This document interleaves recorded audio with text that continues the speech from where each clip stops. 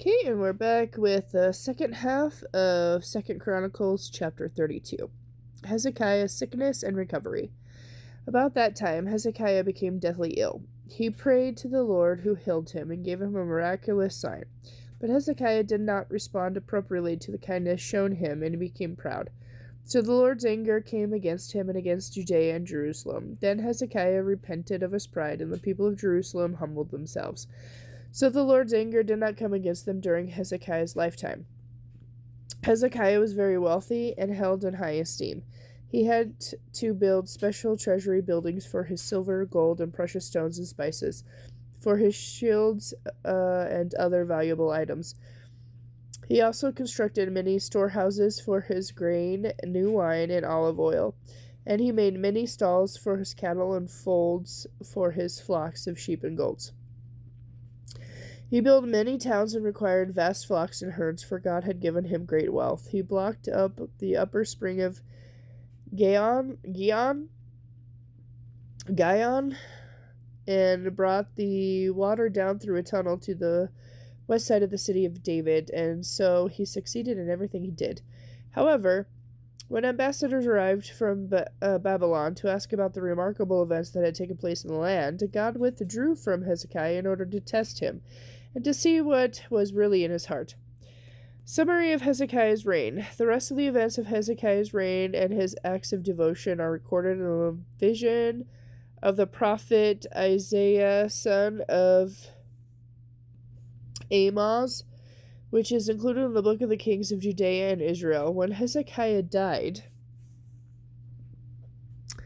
he was buried in the upper area of the royal cemetery, and all Judea and Jerusalem honored him at his death. Then his son Manasseh, and I hope I'm pronouncing that right, became the next king. Manasseh. I'm going to say, I think I've been pronouncing it Manasseh. I'm not sure that's right, but that's what I'm going to continue to do. So, sorry if it's wrong. 2 Chronicles chapter 33. Manasseh rules in Judea. Manasseh was 12 years old when he became king, and he reigned in Jerusalem 55 years. Wow, that's a long reign. He did what was evil in the Lord's sight, imitating the detestable practices of the pagan nations whom the Lord had driven from the land ahead of the Israelites. He rebuilt the pagan shrines his father Hezekiah had destroyed.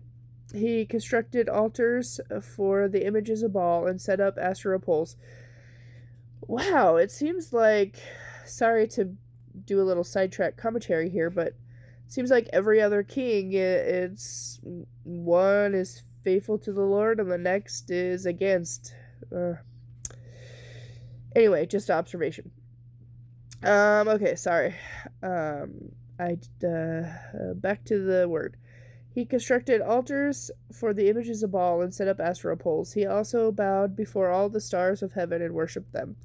He even built pagan altars in the temple of the Lord, the place where the Lord had said his name should be honored forever.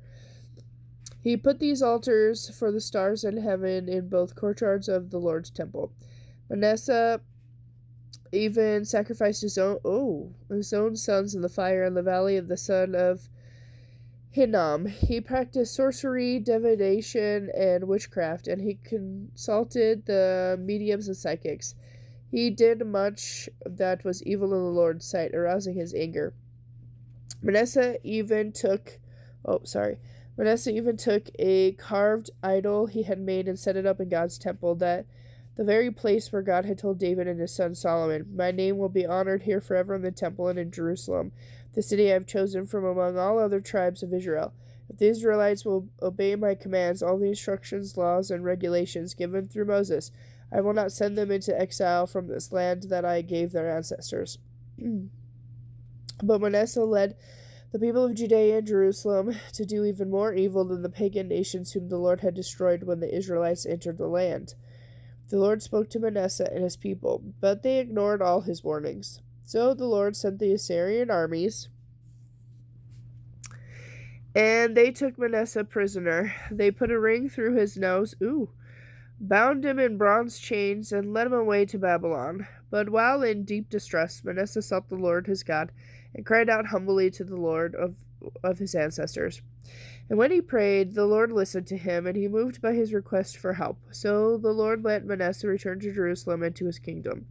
Manasseh had finally realized that the Lord alone is God. It was after this that Manasseh rebuilt the outer wall of the city of David from west of Gihon Spring in the Kidron Valley to the Fish Gate, and continuing around the hill of Ophel, where it was built very high. And he stationed his military officers in all of the fortified cities of Judea. Manasseh also removed the foreign pods from the hills and the idol from the Lord's temple. He tore down all the altars he had built on the hill where the temple stood and all the altars that were in Jerusalem. And he dumped them outside the city. Then he restored the altar of the Lord and sacrificed peace offerings and thanksgiving offerings on it. He also encouraged the people of Judea to worship the Lord, the God of Israel.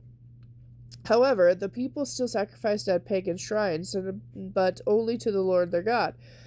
The rest of the events of Manasseh's reign, his prayer to God, and the words of the seers spoke to him in the name of the Lord, the God of Israel, are recorded in the book of Kings of Israel. Manasseh's prayer, the account of the way God answered him, and an account of all his sins and unfaithfulness are recorded in the record of the seers.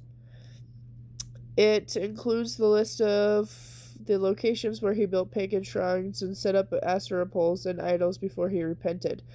When Manasseh died, he was buried at his palace. Then his son Amon became the next king. Amon rules in Judea. Amon was 22 years old when he became king, and he reigned in Jerusalem 2 years. He did what was evil in the Lord's sight, just as his father Manasseh had done. He worshipped and sacrificed to all the idols his father had. But unlike his father, he did not humble himself before the Lord. Instead, Amon sinned even more. At last, Amon's own officials plotted against him and assassinated him in his palace. But the people of the land killed all those who had conspired against King Amon, and they made his son Josiah. Right? Is that how I pronounce Josiah? I think that's how I pronounce that. I'm not sure. Anyway, they made his son Josiah, the next king. Okay, and I'll be back later with chapter 34.